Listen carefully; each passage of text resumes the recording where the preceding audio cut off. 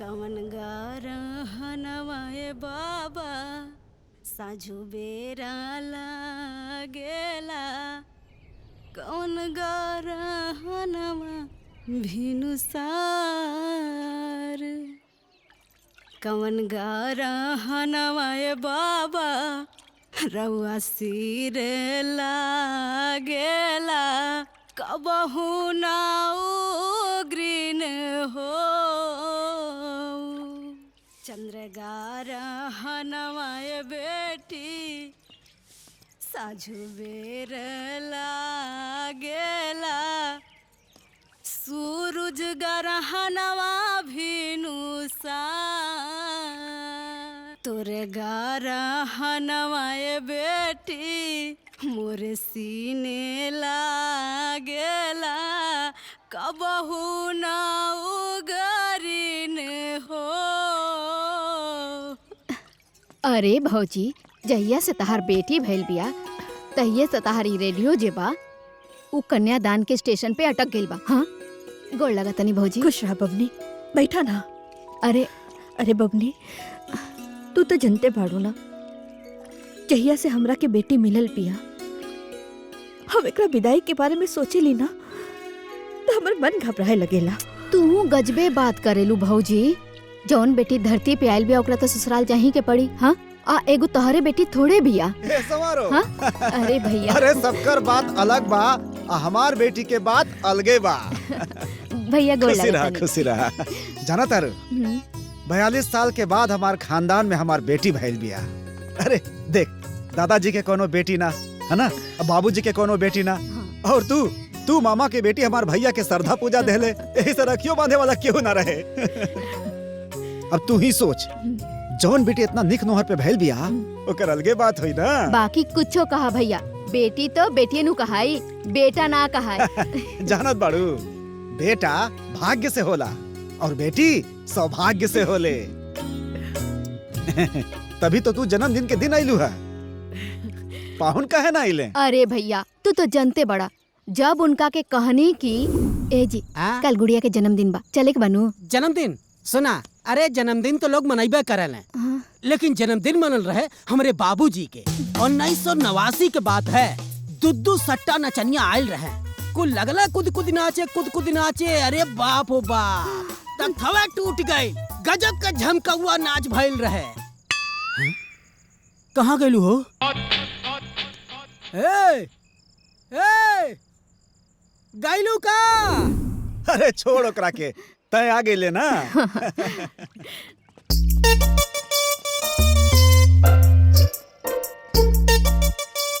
प्रणाम जीजा जी। अरे खुश रहा। प्रणाम दीदी। खुश रहा आवा चला चला गोड़ लागला। वाह वाह वाह, खुश रहा। अरे खुश रहा बेटा। गोड़ लागल बानी। खुश रहा खुश रहा। गोड़ लागल बानी जीजा जी। हाँ जी खुश रहा। अरे ई का? अरे धान कुटाल लाल तो सोचली एक बोरिया चावल लेने चली। अरे तो ठीक बा, बहन के घरे खाली हाथ थोड़े ना आवल जाला। और ई का तोहार मेहरारू तो तोहरा के कूली बना देलस। अरे बनी का है ना, जब हम इनकर कुली बन सकेनी तो का ये हमार कुली ना बन सकेनी जीजा जी। सुन ले ली, जब हम भाव देला तब इच्छाओ देली। अरे तो करी ना, वो लायक बिया हमार भौजी। अरे ते अपना आपके देख और एकरा के देख।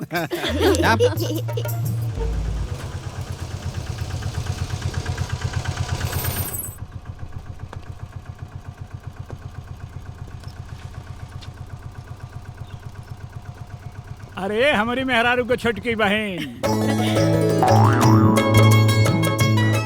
अरे लगा तो पाहुन आ गइले। बड़का जीजा आ गई ना। आवा चल। अरे कितना भइल बाबू? 50 रुपया। हाँ 50 रुपया। प्रणाम जीजा जी। अरे प्रणाम खुश रहा। अरे वाह वाह वाह, पूरी मंडली पूरा परिवार एक साथ प्रणाम करता नहीं। हाँ खुश रहा बाबू खुश रहा। अरे शरीर बुढ़ी हो गई बा, लेकिन साल में एक दिन गुड़िया के जन्मदिन आवेले ना, अपने आप को रोक ना पाए। रघुओ बेटी है ना। हाँ वो तो है। अरे रुका। अच्छा ठीक बा, आप लोग चली। हाँ चलो हम देता नहीं। चला आओ बेटा आओ। वाह हाँ चल।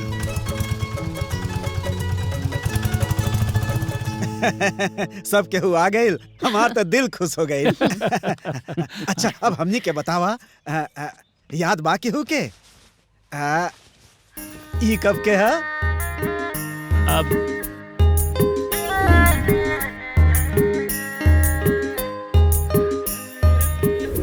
भैया जब वो 5 साल के रहे हमरे गोदी में तो रहे हूँ। बहुत सही। ई बतावा ई कब के है?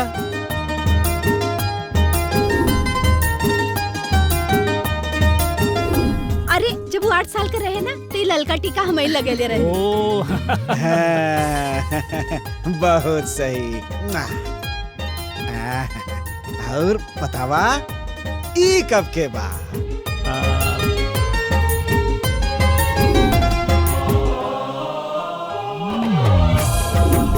ये जब वो 12 साल के रहे। बहुत सुंदर। तुम्ही लोग के तो सब याद बा। अच्छा अब ई बतावा ई कब के है?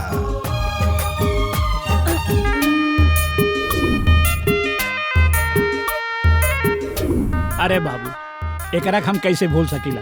गुड़िया जब 19 साल के रहे तब के है। अरे तोहरा के याद बा? ई बर्थडे मामा में लेट हो गेल रही, रहुआ 3 बार फोन कर ले रही हमरा के। वाह, सबके तो बहुत अच्छे से याद बा। हाँ। और आज हमार बेटी 22 साल के हो गई बिया।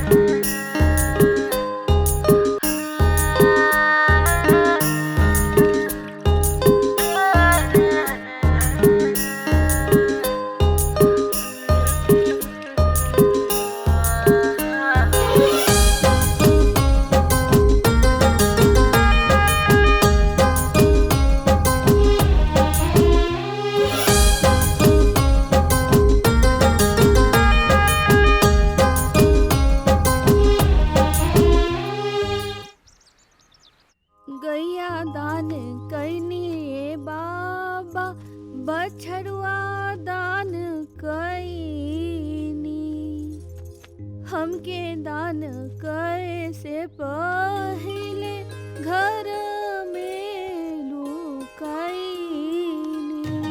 हर माई ना तो हमार कन्यादान होता और ना ही हम ससुरा जाता नहीं। हम तो खाली लखनऊ जाता नहीं एग्जाम देवे खातिर। हम जानत तानी। तो रोत काहे बाड़ू? अरे नखरा करत रही बाबी, वो तारा जन्मदिन पर। बुआ ए बबनी, तू तो जानत तारू ना, जब भी हमरा से दूर जाले तो हमरा लागे कि एकर विदाई होता। इतना आसानी से हमार बेटी के विदाई ना होई श्रीमती जी। तब कैसे होई भैया? देख, भले दुनिया अपन बेटी की विदाई यार कार से करत हुई, लेकिन हम अपन बेटी की विदाई डोली से करब। और वो अपना से बनवाई, उनमें मखमल के पर्दा लगवाई। अब नहीं ना, ओकर पहला कहार हम ही रहब। अरे अब ये सब कहाँ होला भैया? अरे भले ना होके, लेकिन ई हमार अरमान बा, हम जरूर पूरा करब। अरे डोली में बाद में बैठैया, पहले गाड़ी में बैठावा। हाँ जल्दी करो माई, लेट होता। बांधा अटैची। हाँ माई। प्रणाम बुआ। अरे खुश रह। खुश रहा जियत रहा। पापा खुश रहा अपन ध्यान रखी है बेटी। जी प्रणाम। खुश रह। बाय। प्रणाम। दीदी को लगा था नहीं। खुश रह। प्रणाम। अरे बेटा खुश रह, खुश रह, खुश रह। बैठ। संभार के जाइया। बाय। ध्यान रखिया। बाय बाय माई। Bye bye. के फोन करब हम। बाय। हाँ भगवान बेटिया के खुश रखे।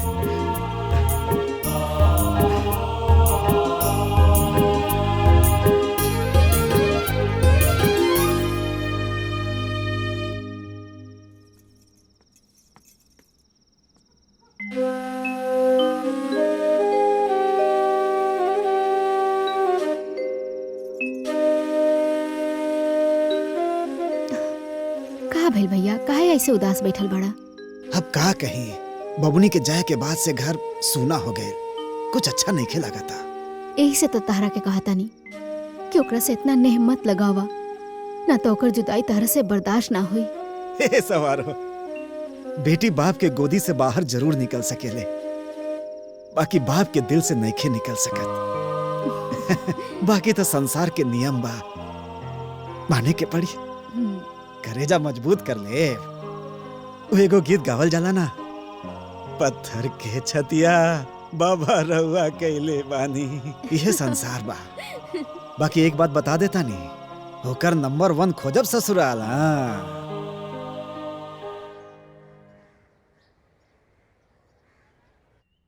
ये है इस शानदार घर के जानदार मालिक बिट्टू के पापा जी।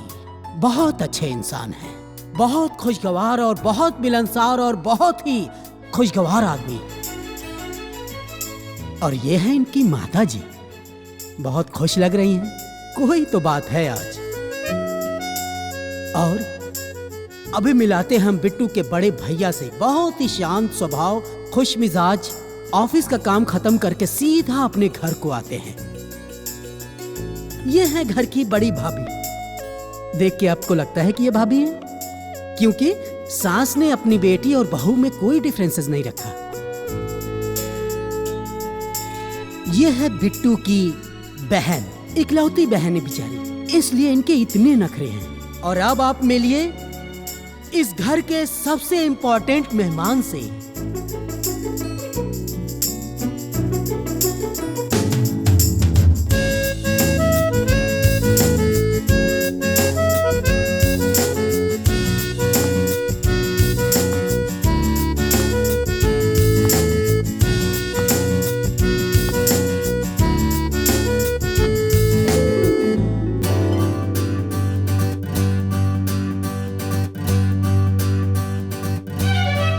Madam, hello.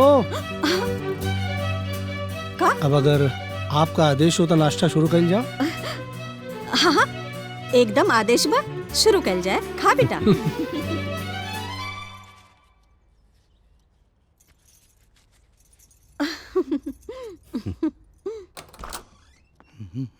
अरे देवर जी, हाँ भाभी, केहू पसंद आयल की नहीं खे? ना अभी तो ना, बस कोशिश जारी बा। हे भगवान, आपन भैया से ट्रेनिंग ले ली फिर। हाँ, भैया से ट्रेनिंग ले ली मतलब ई कि राउर भैया के लगाम अगर हम छोड़ दी ना तो अभी 10 गो के चक्कर में पड़ जाइए। अरे भौजी, तू भी कुछ भी बोले लो। हट।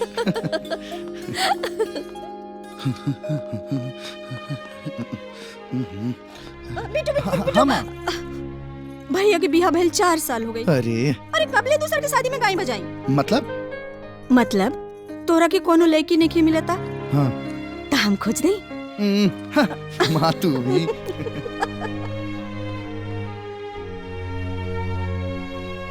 सुनिए। हाँ जी पापा।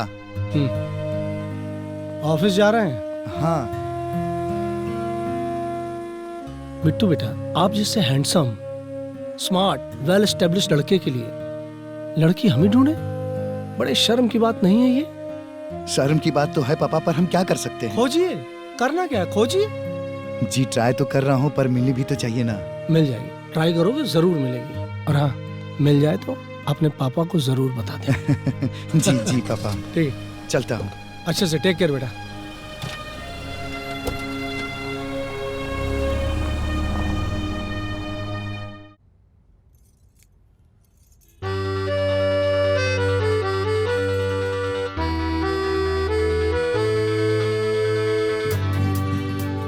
पसंद आया मैम आपको? नहीं। कुछ और कलेक्शन है क्या? इससे भी अच्छा कलेक्शन है, दिखाता हूँ आपको। आपका स्किन फेयर है, इसमें शायद आपको कुछ पसंद आए। जी।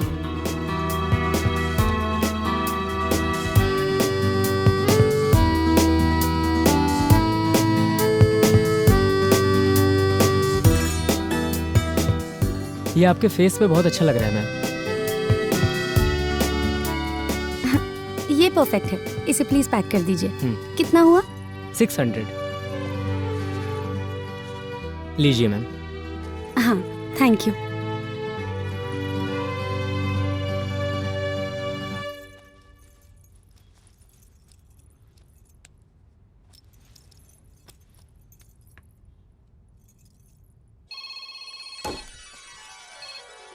हाँ बेटी। हाँ पापा जी, चश्मा खरीद लेनी। अच्छा, चश्मा पहन के तो हमार बेटी बहुत सुंदर लागत हुई। वो तो बेटी के पापा जी ही देख के बताइए। हाँ, तो एक काम कर, चश्मा पहन के अच्छा फोटो खींच के जल्दी से हमरा के भेज। अच्छा ठीक बा, भेजा तनी। भेजा भेजा।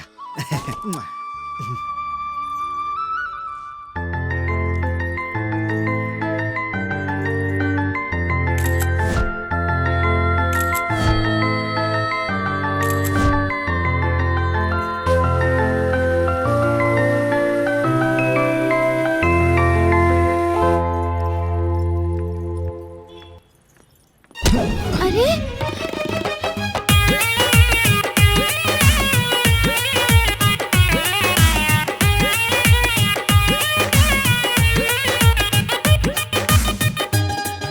सॉरी, मैं आपको देख नहीं पाया, मुझसे गलती हो गया। I am very sorry. आप क्यों सॉरी बोल रहे हैं? आपकी कोई गलती ही नहीं है। वो एक्चुअली मेरा पूरा ध्यान ना मेरे पापा जी पे था, मैं यहाँ ध्यान ही नहीं दे पाई। I am really sorry.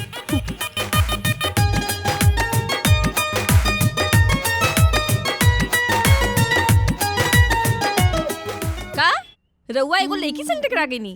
झूठ तो नहीं के बोले तानी ना? अरे हम सच कहा तानी भाभी, वो सामने से आवत रहली, हम देख न पौने, बस का भइल ना, दोनों एक दूसरा से टकरा गई। केकरा से टकरा गई? छोटका बबुआ जी ना एगो लड़की से टकरा गई। दे हमरा के दे। पापा, बिट्टू भैया मार्केट में आज एगो लड़की से टकरा गइलन हा। हेलो बबुआ, के रहे वो? कैसा रहे? सुंदर रहे? अरे बहुत खूबसूरत बिया माई। फिर का भइल? अरे भइल का हुई? इनके थप्पड़ मर ले और का? ना ना पापा, हमरा से बड़ा प्यार से बात कैली। का बोलस बेटा, का बोलस? जब हम सॉरी कहनी तो बोली कि ना ना गलती तो हमार बा। फिर हम सॉरी कहनी। सॉरी? फिर आगे वो चल गई। समझ में नहीं आवत बेटा, तोरा के डरपोक कहीं कि का कहीं? तू बचपन से लेके आज तक हर एग्जाम में टॉप कैला, यही एग्जाम में 4 साल से काहे फेल हो रहा बड़ा हो है? इतना अच्छा मौका मिल रहा है, वो गंवा देला। अब का हुई?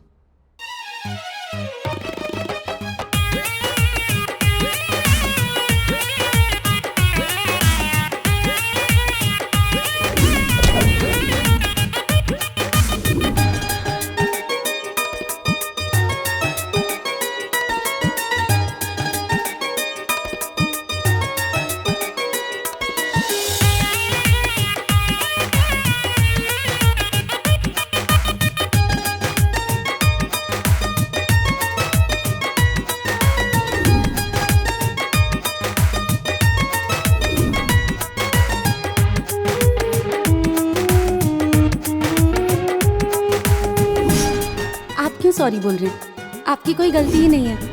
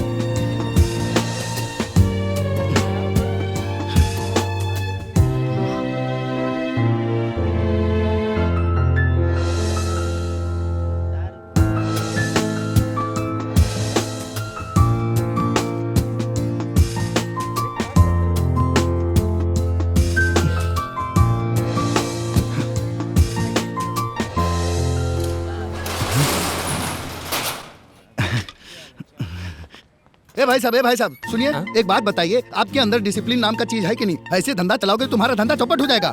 कब से मैं यहाँ वेट कर रहा हूँ। एक एक मिनट। बात बताओ, मुझे लगता है कि तुमने बैंक से कोई लोन लिया है और लोन नहीं चुका पाओगे, धंधा चौपट हो जाएगा, तुम तो हाथ उठा दोगे कि मैं तो दिवालिया हो गया भाई। अरे कोई सेंस नाम का चीज अरे है एक कि नहीं? मिनट भाई साहब, आप हैं कौन और तब से ही सुनाए जा रहे हैं?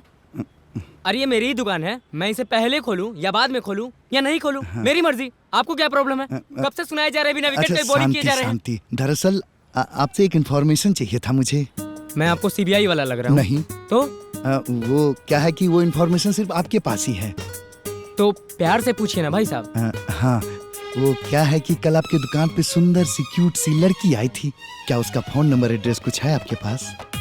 भाई साहब, आपका ड्रेसिंग सेंस देख के और हाव भाव देख के लग रहा है किसी अच्छे फैमिली से। लेकिन जो आपकी सोच है ना, वो गोबर से भी गंदी है। आपको क्या मैं एजेंट दिख रहा हूँ? नहीं। दलाल दिख रहा हूँ? नहीं। तो क्यों पूछ रहे हो भाई साहब? जाइए ना यहाँ से, जाइए। सुबह सुबह बोहनी खराब कर दिया, हट। बेटा, हम तोरा के गधा कहीं, मूर्खों के मूर्ख कहीं, भकोल कहीं, तेमें कुछ भी गलत ना हुई। तू चश्मा की दुकानिया पे का करे गए लाला? अरे पापा, हम उनका से मिले खातिर ही दुकान पे आयल रहनी। अरे ओके, चश्मा का दुकान खोले क्या का है? जौन रोज रोज वहाँ आई, तोरे पास तनिको सेंस ना है का? ऐसा कोनो बात नहीं के पापा, सॉरी। What sorry? दीवानगी में तोरे दम है नहीं के बेटा? ना ना, ऐसा कोनो बात नहीं के, दीवानगी में दम बा पापा। ऐसा बात है। अगर तोरे दीवानगी में दम होत ना तो तू दुकान के चक्कर ना कटता, गली के खाक छानता। अरे आशिक लोग गलियों की खाक छानते हैं बेटा, दुकान के चक्कर नहीं लगाते। ठीक है जी पापा। जाओ, मौके को चूकना मत। ऑल द बेस्ट। हाँ।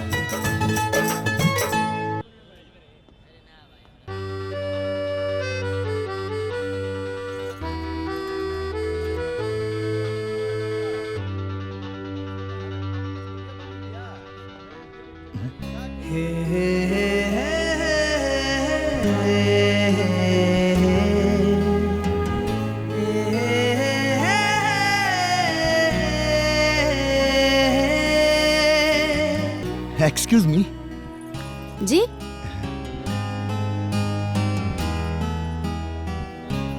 गाड़ी रुक, गाड़ी रुक, रुक रुक रुक रुक रुक। कहिए, कुछ प्रॉब्लम है नहीं नहीं, आपको? प्रॉब्लम कुछ नहीं है। दरअसल मुझे आपसे कुछ कहना था। हाँ तो बोलिए। कैसे कहीं, कैसे कहीं। कहिए। मुझे आप बहुत पसंद है और मैं आपसे शादी करना चाहता हूँ।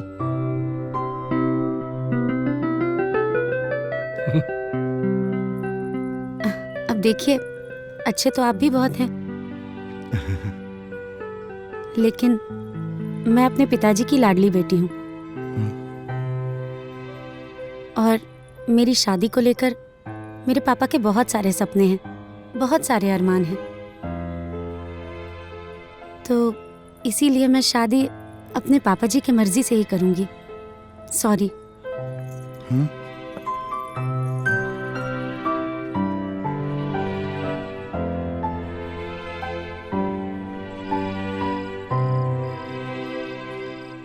मालिक ई कहा? कड़वी यादें बहुत बा, एगो अच्छा सा किस्सा हो जाए, खाई ना, कुछ मीठा हो जाए। काहे?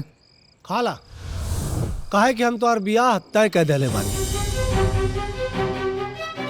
देखा बिट्टू, हम तोरा के बहुत मौका देनी लड़की खोजे खातिर, लेकिन फाइनली तू ना खुश पौला, तब हम तोरा खातिर लड़की खोज ले बानी। लेकिन पापा हम लेकिन कुछ ना, संडे के चले के बाद लड़की देखे तैयार रहिए। हाँ, मिठाई खिया दो इनके। हाँ?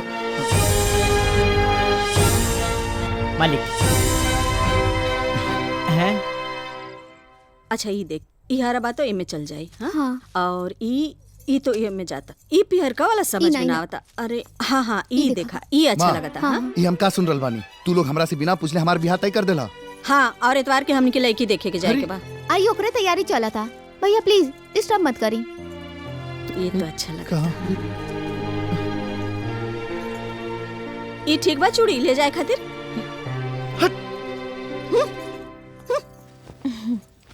हॉस्पिटल गई रहनी ना? हाँ गेल रहनी, अम्मा जी के साथ है। का बोलनी डॉक्टर साहब?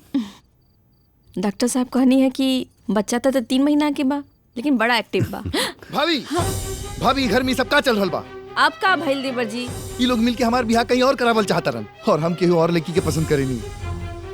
तो के भूल जाए? हाँ भूल जाए, कैसे भूल जाए? भाभी हमारी बात समझे की कोशिश करे ना, वो लड़की बहुत खूबसूरत बिया। अरे तो बाबूजी बतावत रहन है कि इहो लड़कियां बहुत सुंदर बिया। तू हमारी बात काहे ना समझा तारू? कुछ दिन खातिर लोग से हम लोग के टाइम दिलवाता, हम कैसे भी करके उनके मना ले। सुना? हाँ ये पापा जी के फैसला है और तोहरा अच्छा से मालूम बा पापा जी के फैसला केहू ना बदल सकेला। अब जा, कल जाए के तैयारी करा। सुना दानी जी, पहले हमनी के बाजारे जाई बा, बहुरिया खातिर ढेर सारा सामान लिया के बा।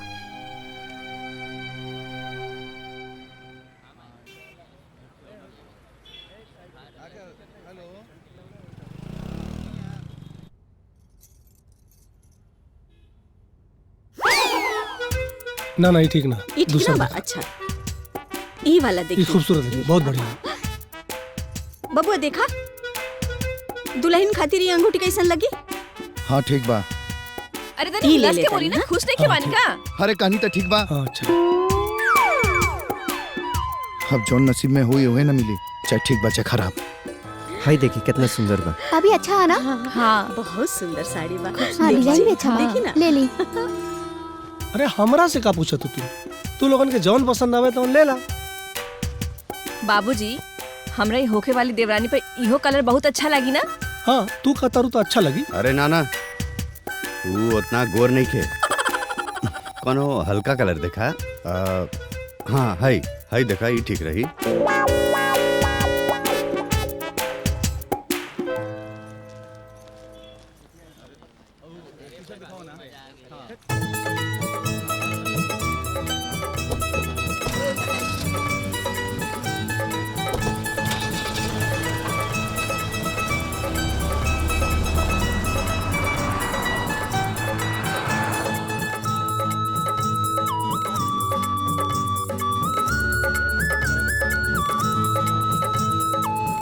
कितना पैसा भाई? हाई ली भैया। हाई रख ला। घी की बनी मिठाई, मिठाई में खुशबू आई है। लड्डू पेड़ा लेके चलिए, आज मेरे भैया की सगाई है। चलिए जी।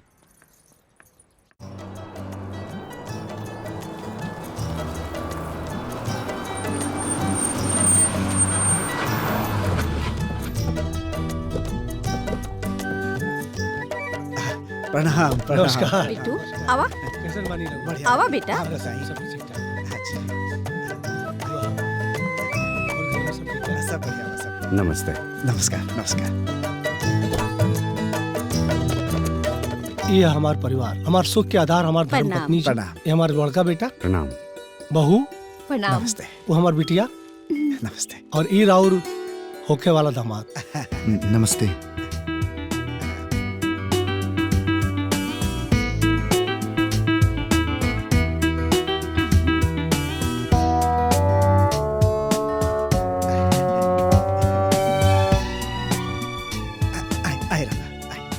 रउआ तो हमरा पर कर्ज चढ़ा देनी। हम बेटी वाला हैं, हमरा के रउआ के घरे जाए के चाहिए। अरे नहीं, ऐसा बात ना। रहुआ के पता है, भगवान के जवन घर पसंद होला ना, वही घर में बेटी दे। और ऐसे घर के चौखट का दर्शन कईल बेटा वाला खातिर सौभाग्य का बात है। और जरूरी ना कि हर बेर बेटी वाला ही झुके। नाश्ता करी लोग। अरे रहुओ ली ना। अरे समधी जी, रउआ राजा दशरथ के रूप में हमरा घरे आयल बानी। राहुल सेवा हमार फर्ज बा। ली नाश्ता ली। अरे तकलीफ काहे करता नहीं आप? ली ना। शुरू करी बेटा। ला ना ठीक बा माई, तू ला। ली ना हम बाद में खा ले। खा ली। हाँ हम बाद में खा ले। अरे खा ली ना। खाई ना रहुआ।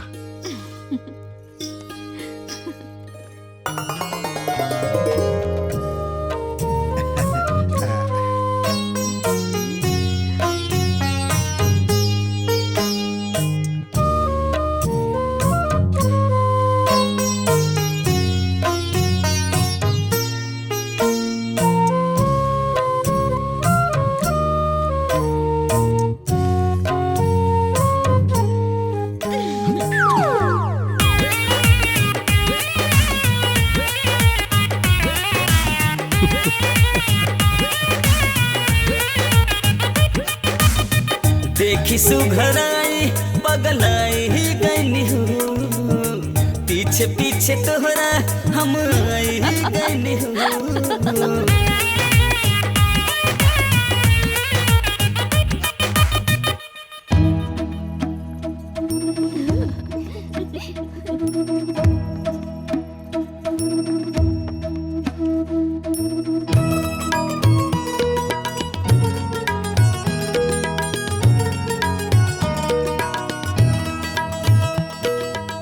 वाह, इतना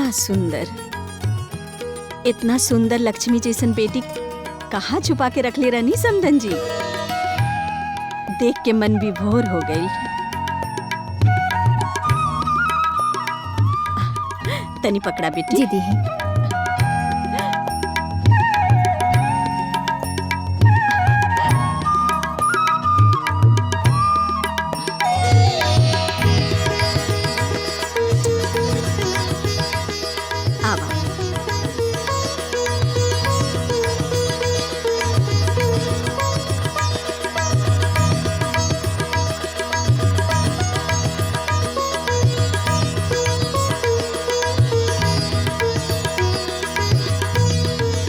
बेटा गुड़िया के पहना दा।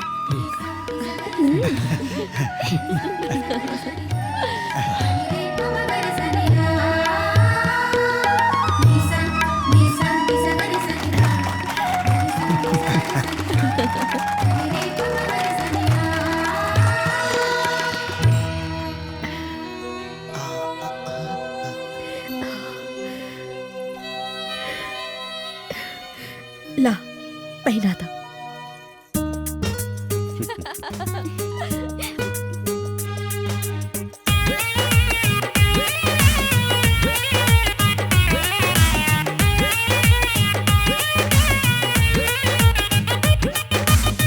देखी सुघराई पगलाई ही गईनी हूँ, पीछे पीछे तोहरा हम आई ही गईनी हूँ।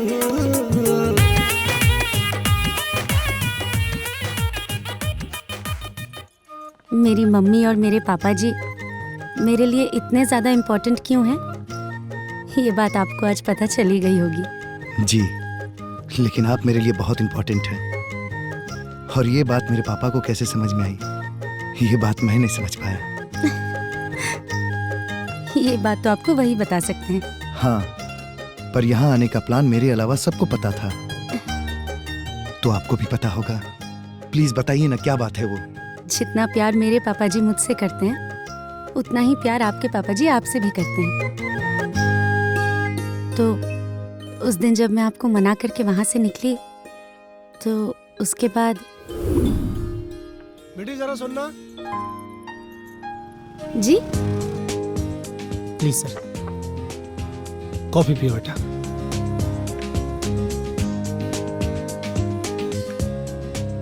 बेटा वो लड़का की गलत मत समझिए, वो हमारा बेटा, बहुत प्यारा बच्चा। दरअसल हमनी अपना लड़का खातिर बहू खोज रहल बानी। दरअसल हमने एक ऐसा लड़की खोज रहल बानी जवन हमारा बेटा के साथ साथ हमारे पूरे परिवार के भी प्यार और सम्मान दे। सच कहीं तो हमने बहू ना बेटी खोज रहल बानी, काहे कि बेटा भाग्य से और बेटी सौभाग्य से मिले ले। जानत बाड़ू, बेटा भाग्य से होला और बेटी सौभाग्य से होले। अंकल, हमार जीवन हमरे पापा जी के अमानत है। हमार खुशी ही हमरे पापा जी के जीवन के आधार है। हम अपना कोनो भी बात से पापा जी की ठेस नहीं की पहुंचा सकत। अगर वह उचित समझी तो उन्हीं से बात कर ली, और फिर बस आपके पापा जी और मेरे पापा जी में बात हुई और सबका यहाँ आने का प्लान बन गया। पता है, यहाँ आते वक्त मेरी हालत इतनी खराब थी जैसे आज मेरी दुनिया ही खत्म हो जाएगी। पर जब आपको देखा तो बहुत सुकून मिला।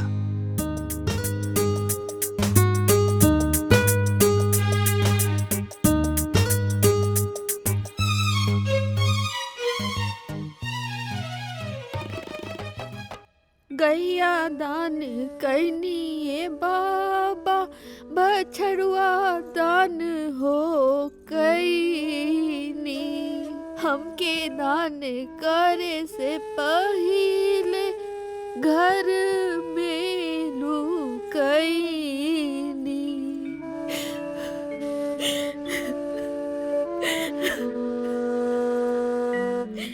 हे गुड़िया के माई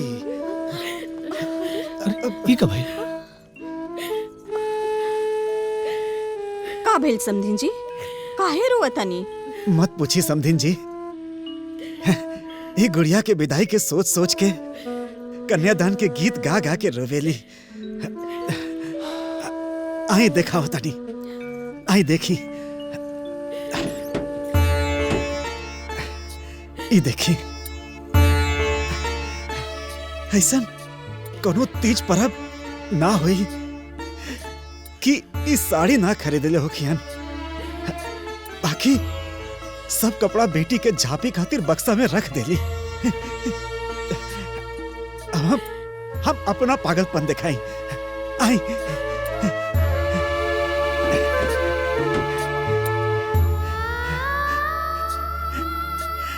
आई देखी, ये हमार बेटी के पांव के निशानी। बचपन से लेके आज तक हम ओकर पांव के निशानी संभाल के रख ले बानी,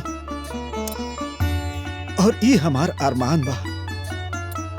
और ये पागलपन हम तब तक करब जब तक हमार बेटी डोली चढ़ के ससुराल न चल जाए। काहे कि हमार बेटी हमार दुनिया देलस।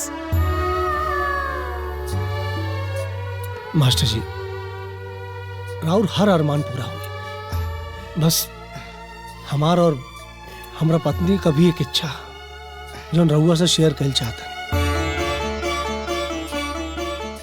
मास्टर जी, हम ही चाहता नहीं कि गुड़िया के ब्याह में जितना भी खर्चा होए ओकर आधे का हिस्सेदारी हमार होए। देखिए, हमरा बात के अन्यथा मतलब, गुड़िया हमार बिटिया ही और हमरा और बोझ कम कर चाहता।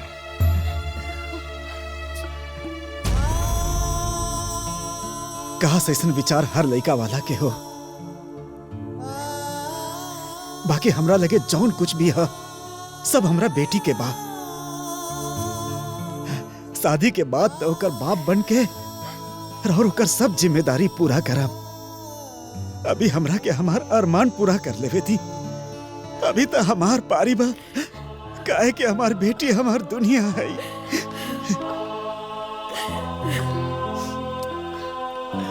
ठीक बा, जैसन रहो इच्छा। अरे बिल्कुल, बारात और रात का टेंशन मत ले। अरे कोशिश करो कि कम बारात लेकर आए। हाँ, और हाँ, कोनो परेशानी हो रही हमरा के फोन कर दे। इतना कम समय में में सब चलते। नमस्कार। ठीक बा, प्रणाम। चलिए।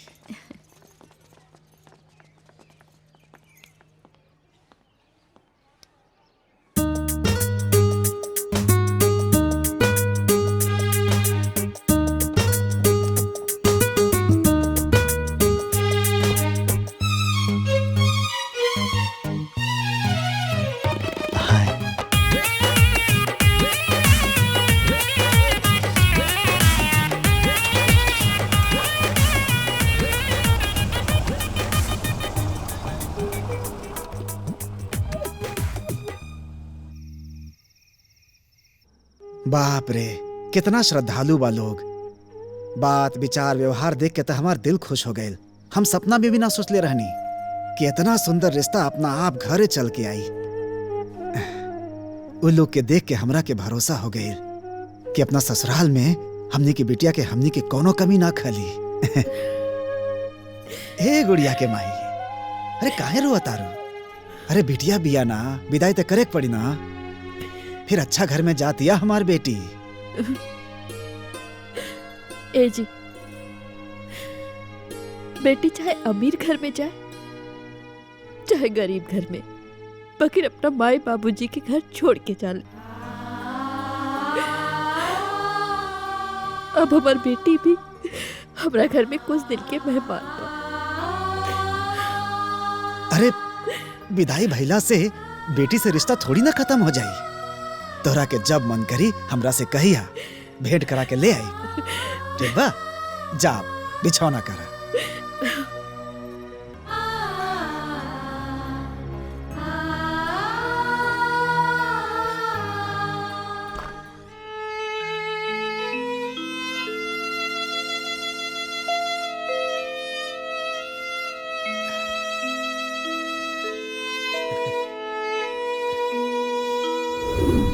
बेटी चाहे अमीर घर में जाए चाहे गरीब घर में, बाकी माई बाबूजी के घर से दूर जाले।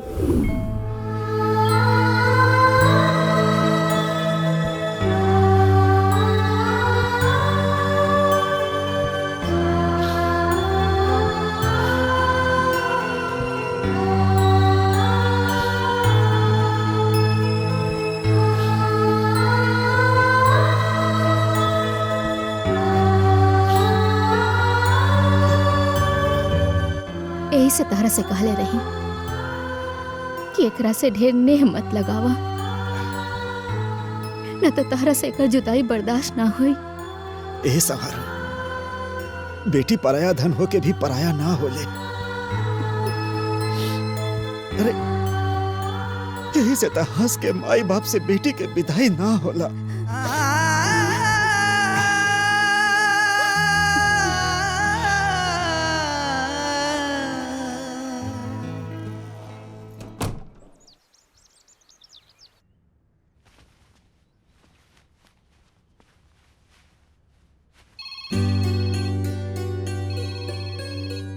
अरे कहाँ बाड़ू हो? समधी जी के फोन आइल बा, सुना? हेलो, प्रणाम समधी जी। प्रणाम प्रणाम। हम दोनों प्राणी के तरफ से भी आप दोनों प्राणी के प्रणाम। अरे प्रणाम प्रणाम। समझी जी, हम तिलक के दिन पंडित जी से दिखवा ले बानी। कब के बा? 17/6 के बढ़िया मुहूर्त। वाह वाह, बहुत अच्छा। अब बहुत धूमधाम से तिलक कइल जाई। बिल्कुल बिल्कुल। ए जी, हमराऊ के समधिन जी से बात करे के बा। हाँ समधी जी, तनी समधन जी के फोन दी ना, हमार श्रीमती जी बात कर चाहता नहीं। हाँ दे तानी। ला समधिन जी से बात करा। हेलो समधिन जी, प्रणाम। हाँ प्रणाम। बोली ना, का कहे के चाहता नहीं रहुआ? एगो बिनती बा। जी बोली। रवो के तिलक में आवे की बा। समधिन जी, रहुआ तो जाने ली ना कि ई सब हमनी में ना चलेला। अरे हाँ, वो तो हमरहू के पता बा। बाकी रावर बेटी जी घर में जिंदगी बिताई, वो घर रवा के देखे के चाहिए कि ना? हेलो, का भेल समधिन जी? समधिन जी रहुआ चिंता ना करी, ई जरूर रही हैं। अच्छा ठीक बा, ठीक बा। प्रणाम प्रणाम प्रणाम।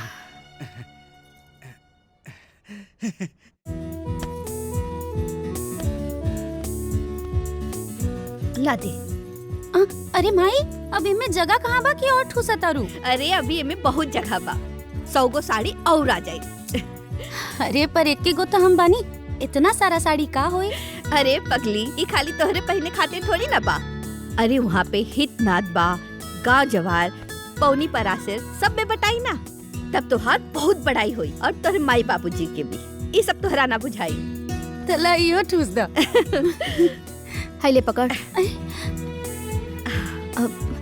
भौजी हो, गुड़ियावा के तब निमन बर मिल गई, ब्याह तय हो गई, तो कुल देवी के मन्नत काहे नहीं उतारत? अरे बबनी, वो हम कैसे भूल सके नहीं? हा? कौन मन्नत माई? बतावा तानी, तोहरा के अच्छा घर मिल जाए तो हम मैया से मन्नत मंगले रहली कि साथ घरे जाए, सबसे भीख मांगब, गावत बजावत मैया के मंदिर जाए, उनका पूजा करब और मैया के तोहरे भी आए के न्योता देव और कहब, हे मैया, ई जग के तू ही सहारा बाड़ो।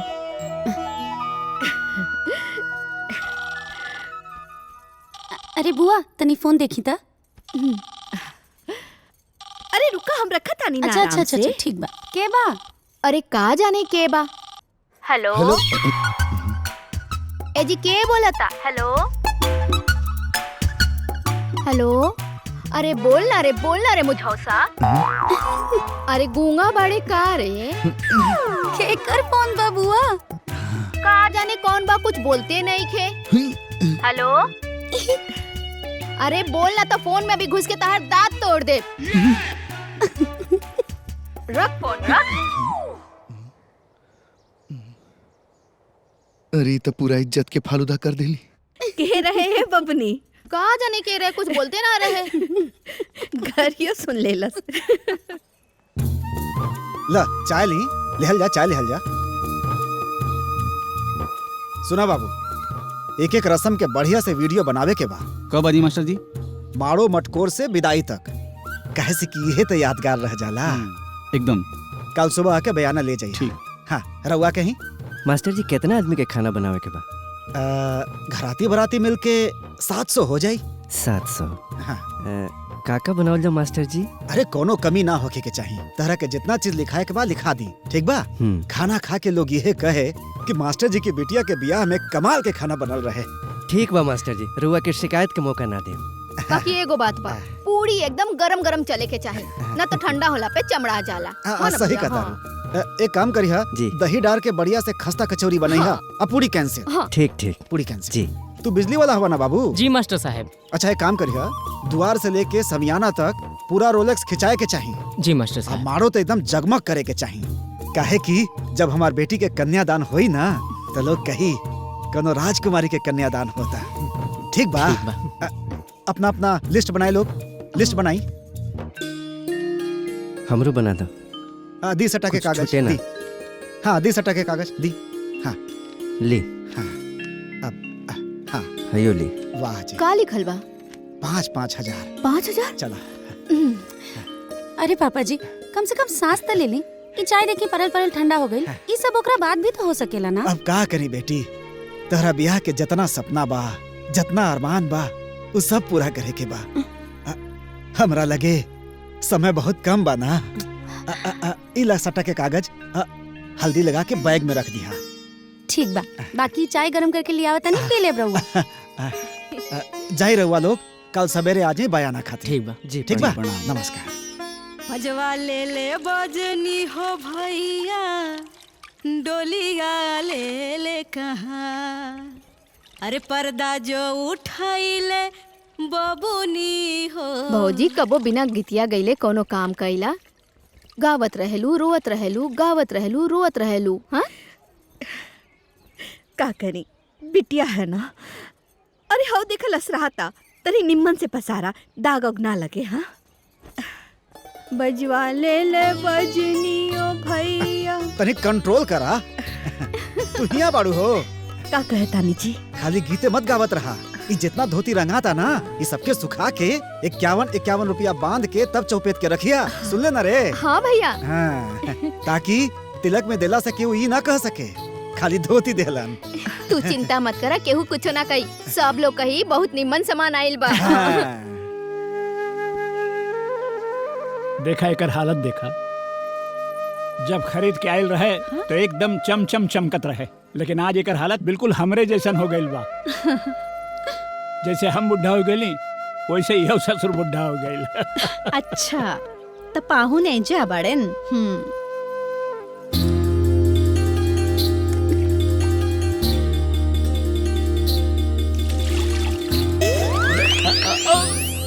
अरे ई क्या करे तारू? ई उम्र में तोहरा के मस्ती आइल बा? हां आवत है ऊपर तो तोहरा के बताइला। अरे तो भाई आई ऊपर आई, औते औते हाफ ही लागम। रउआ से तो हमार स्पेशल काम बा। का बाकी हमार बड़ श्रद्धा बा कि अपन बेटी की विदाई डोली से करब। खूब बढ़िया से ओकर डोली बनैहा और ओमे मखमल के पर्दा लगैहा। और फिर हम पहला कहार बन के अपन बेटी के विदाई करब। रउआ चिंता मत करी, बहुत बढ़िया डोली बनाई। हम सुननी है कि रउआ बड़ा दिलो जान से तिलक के तैयारी करत बानी। सब तैयारी हो गिल बा ना? हाँ, अब बर्तन उर्तन किना गइल, गाड़ी वाड़ी बुक हो गइल। और पूरा गांव में तिलक के बुलाहता भेजवा देनी। ऊपर धोती रंगाता। अब बाकी पूरा तैयारी हो गइल। एगो बहुत जरूरी काम तो रहुआ भुलाइए गई नी। अरे का बतावा बेटी, हम कुछ भुला गए नी का? एकदम भुला गई नी। अरे दुनिया भर में बाटे खातिर ऊपर धोती रंगाता और हमार कन्यादान करे खातिर रउआ नया कुर्ता ना लेब का? अरे बेटी, एगो कपड़ा बा, एगो सियल बा और एगो खादी बा और कितना ले ली। बाकी वो सब पुरान हो गइल बा पापा जी। आप अभी हमरा साथे चली और नया कुर्ता खरीदी। अरे बेटी, हम बात करता नहीं। काम बाद में होत रही। रउआ चली, आई जल्दी आई। अरे बेटी,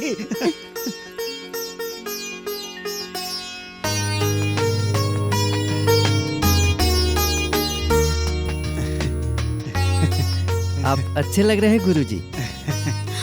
अच्छे नहीं, बहुत अच्छे लग रहे हैं पापा जी।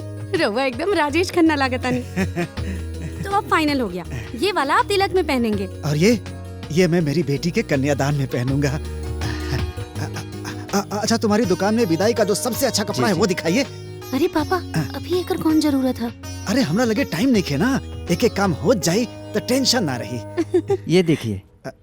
हाँ दिखाइए। ये अच्छा नहीं है, दूसरा दिखाइए। जी।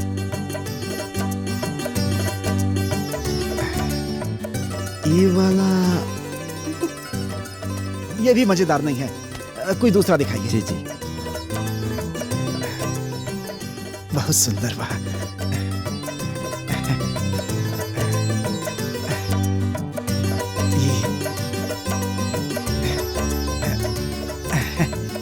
हाँ, ये बहुत अच्छा है।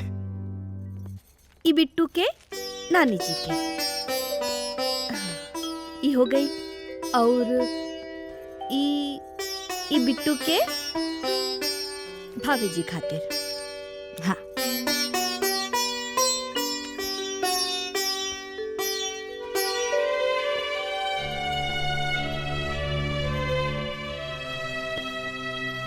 और ई कपड़ा, हाँ, ये बिट्टू के छोट बहन खातिर।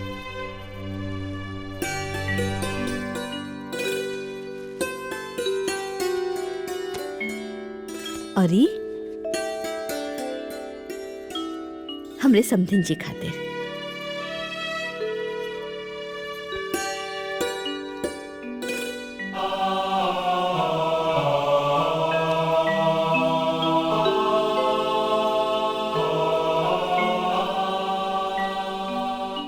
गंगे च यमुने चैव गोदावरी सरस्वती नर्मदे सिंधु कावेरी जलेऽस्मिन् सन्निधिं कुरु। मंगलम भगवान विष्णु मंगलम गरुड़ध्वजः मंगलम पुंडरीकाक्ष मंगलाय तनोहरि। कर्पूर गौरम करुणावतारम संसारसारम भुजगेन्द्रहारम सदा वसंतम हृदयारविंद्रे भवं भवानी सहितं नमामि। स्वस्ति न इंद्रो वृद्धश्रवा स्वस्ति न पूषा विश्ववेदा।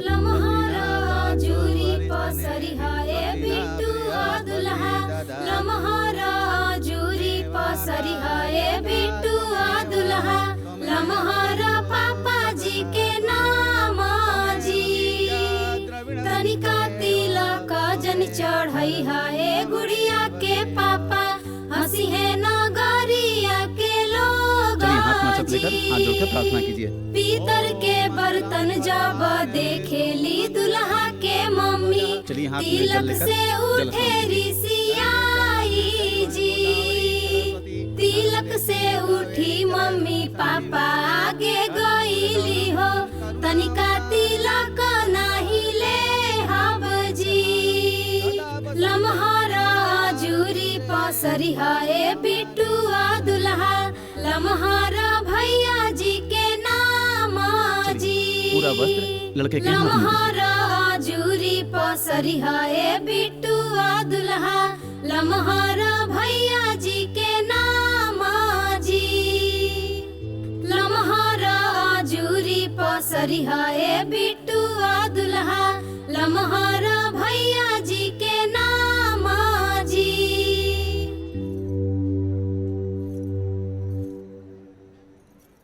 कोठा के ऊपर ऊपर पायल बाजेला आवेली कौन बहू रानी जी गोपाल प्यारे के गारी जी गोपाल प्यारे के।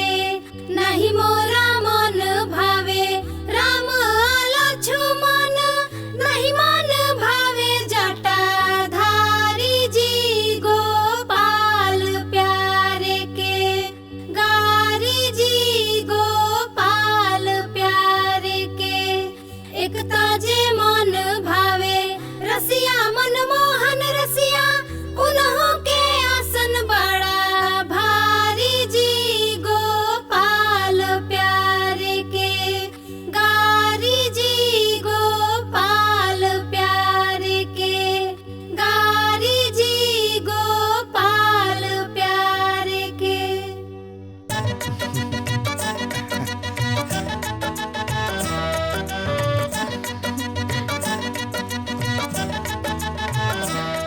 समधिन जी, कोनो भूल चूक भैल हुई तो माफ कर दिया।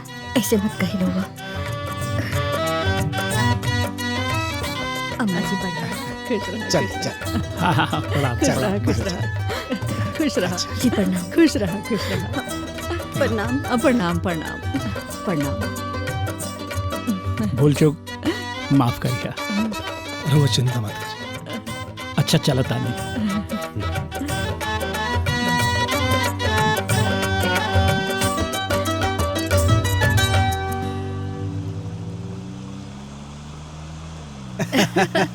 देख लू तोहरा बेटी खातिर ऐसा घर खोज देनी कि जीवन भर राज करी। पूरा तहलका मचा देनी। आ समधी जी, अरे समधी जी तो अवाक रह गइलन। लोग सोचले ना रहलन कि कोनो बेटी के बाप ऐसा पागल होई। ई का कहता नहीं रहुआ। ए गुड़िया के माई, हाँ तू खुश बाड़ू ना? कोनो कमी लगी तो हमरा के बता दिया, कैसे कि हमनी के एक एगो बिटिया बिया ना। अरे रहुआ खुदे ओकरा ब्याहे में बावला भइल पानी। अरे कौन कमी छोड़त तब न बताए। अरे बावला ना, पागल कहा पागल। एकदम सही कहता नहीं।